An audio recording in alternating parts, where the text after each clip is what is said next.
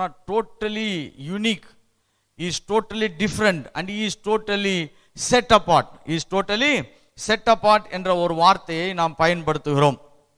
சரி, இப்போ இதில் ஒரு முக்கியமான ஒரு 2 வார்த்தைகளை நான் உங்களுக்கு சற்று ஞாபகப்படுத்த விரும்புகிறேன். ஏன்னா இந்த ஹோலி என்ற வார்த்தை குடோஷ் என்ற எபிரேய வார்த்தையிலிருந்து அது புறப்படுகிறது. QADOSH, கிடோஷ் அப்படின்னு சொல்லி அந்த எபிரேய வார்த்தை பரிசுத்தம் என்று சொல்லுகிறது.